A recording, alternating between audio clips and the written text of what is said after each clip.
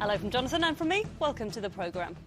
First tonight, 2 people have denied murdering a man whose body parts were found scattered across 2 counties. Dismembered parts of Geoffrey Howe were discovered in countryside in Hertfordshire and Leicestershire last spring. Well, Stephen Marshall and Sarah Bush, both from North London, denied murder at St Albans Crown Court at the start of their trial. Our correspondent Neil Bradford was in court. Kitchen salesman Geoffrey Howe went missing from his North London home in March last year. In the weeks following his disappearance, parts of his dismembered body began appearing at locations across 2 counties. At St Albans Crown Court today, Stephen Marshall admitted dismembering and disposing of Geoffrey Howe's body. He also pleaded guilty to a 3rd charge of misleading police during a missing persons inquiry. But the 38-year-old denies murder. His 21-year-old co-defendant, Sarah Bush from Southgate in North London, denies all 4 charges. 49-year-old Geoffrey Howe became known as the Jigsaw Man, as his dismembered limbs were found across Hertfordshire and Leicestershire. The macabre finds began on March the 22nd last year, here beside the A507 at Cotterhead, with the discovery of his left leg. His right leg was found by the A10 at Puckeridge, his torso and right arm a few miles away at Standon, and at Wheat Hampstead, Geoffrey Howe's left arm was discovered on the 29th of March. His head was discovered much further away at Asfordby in Leicestershire on the 31st of March. This afternoon, the jury of 7 men and 5 women were sworn in. The prosecution will open its case tomorrow. The trial is expected to last up to 4 weeks. Neil Bradford, Anglia News, Hertfordshire. An independent review will be launched into the case of a reclusive elderly couple found dead at their home in Northampton, despite neighbours and their local MP trying to get help for them. The bodies of Jean and Derek Randall were found last Thursday. Northampton County Council will carry out an inquiry into what happened, although they claim today they had been in contact with the couple throughout December. Meanwhile, more of the Randalls' neighbours have been talking about the tragedy. He just wanted that little bit of help. I'm sure Jean and Derek would still be here. I really do think. I knew that Jean was poorly. If anything, Jean probably may have died later in the year, due to ill health, an old age. But Derek certainly had a little while in him yet. And I'm just completely shocked when I was told it was both of them, like I say to you. Shocked. Next tonight, homes and businesses in the Suffolk town of Eye had to be evacuated today after an 8-ton gas tanker collided with a tree. It happened just before 8 o'clock this morning on Progress Way. A 400-metre exclusion zone was put in place after firefighters smelt a gas leak. Well, thankfully, no one was injured.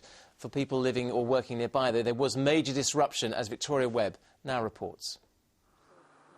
An 8-ton tanker carrying more than 10,000 litres of LPG.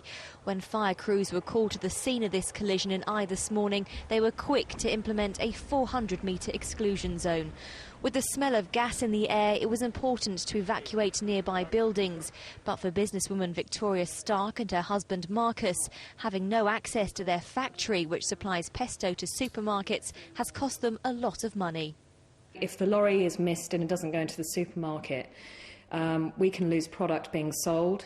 Then obviously distribution is affected. The availability of the products on the shelf don't get through. So it's a complete disruption. The emergency services were called at 10 to 8 this morning after the lorry collided with a tree. The driver, who's in his 40s, suffered minor injuries. When crews first arrived on the scene, saw the tanker and smelt gas, they believed the leak was coming from the vehicle. But after monitoring the amount of LPG on board and finding that it hasn't gone down at all, they can now see that the leak is coming from the underground gas supply. With the risk of a leak from the tanker still high, 40 firefighters from Suffolk and Norfolk were monitoring the situation closely. The potential was clear that the gas lorry had had an accident and we believed it could be compromised. It's turned out since then to be the gas main underneath the ground. We believe what the lorry has done is knocked a tree over and a road sign, and the movement of that tree and road sign have compromised the gas main underneath the ground surface, and that is where the main leak is coming from. The gas leak was stemmed shortly before 3 o'clock this afternoon, and residents and workers who were evacuated were allowed to return to the area. For the likes of Victoria and Marcus, after today's disruption, it will be a while before their business gets back to normal. Victoria Webb, Anglia News, I. Well, Victoria Webb joins us now from I. Victoria, what's the latest then? Well, the B1077, this section of it remains closed this evening. They have lifted the exclusion zone, but they're having to keep this section of the road closed to remove the tanker. You can see they're doing that behind me at the moment. It had been thought earlier on that they'd be bringing another tanker here so they could transfer the gas onto it, but that hasn't been necessary. Instead, they've got a crane, they've got a recovery vehicle, and they're going to be lifting the tanker onto that vehicle. Now, Transco stemmed the leak at 3 o'clock this afternoon, but they're still here this evening carrying out repairs. They have said, though, that there shouldn't be any disruption to local gas supplies. Luckily, the driver received just minor injuries. The lorry was very, very close to that house, and although businesses here have suffered a lot today, this situation could have been so much worse. It could indeed. Victoria, thank you very much for that. Now, in other news, the comedian Jimmy Carr has been convicted of speeding in Suffolk. Carr, seen here at a previous hearing, didn't attend the court today. A district judge at Bury St Edmunds found him guilty of driving at 50 miles an hour in a 40 mile an hour zone on the A1071 at Boxford near Sudbury in April 2008. He was fined £300 and given 3 penalty points.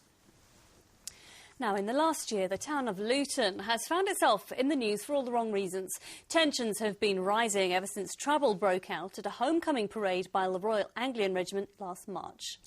Well, yesterday, 5 of the anti-war protesters involved were convicted of shouting abuse at the soldiers. Today, though, they were still insisting they'd merely spoken the truth. So, what hope for a more harmonious future in Luton now? Well, Matthew Hudson has been finding out. A quiet Tuesday in Luton's predominantly Asian Bury Park area. But beneath the surface, how at ease with its cultural identity is the town. How at ease is its 30,000-strong Muslim community. The anti-war protests, which led to 5 young men being convicted of public order offences yesterday, left a bad taste in many mouths, not least at the main mosque. I think personally they should all ban them from here. Putting stalls there and causing all this, and they should do, that's what they do.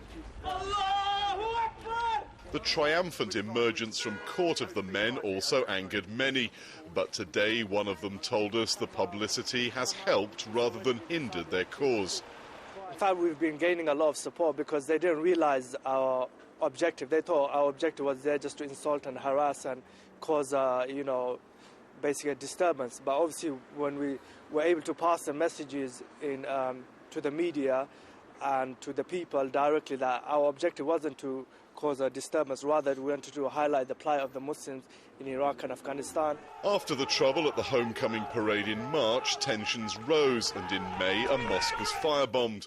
It wasn't until later the same month that anyone was arrested over the original protest. Shortly after that, right-wing extremists hijacked a peaceful anti-war protest. At the end of May, the town's moderate Muslims confronted the extremists after prayers.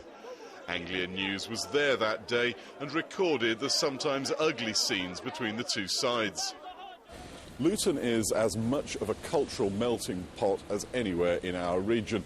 It's probably safe to say that the vast majority of people here simply want to live their lives and bring up their families in peace. But it's also probably safe to say that following so many incidents, a lot of people here will also be wondering, will there be more flashpoints this year? There's an extremist minority on both sides, both the Muslims and the militant whites, BNP, etc., who don't get along. But I'd say by and large, people do get along here, live side by side, not necessarily integrated, but separately and peaceful. Due to some incidents last year, which you are aware of, probably it is not as good as it was before, but there is always a room for improvement. Senior figures say different communities must make it clear that any extremists are a minority. They do not represent the big majority of the communities. So I think from that point of view, we are concerned, but we are not worried about that these people do not reflect the majority of the community. Bring those to light. Today, the government announced it will ban the controversial group Islam for UK. That's unlikely to stop these and other young men from preaching their views in Luton. What that may mean for racial harmony here remains to be seen. Matthew Hudson, Anglia News in Luton. Next, a new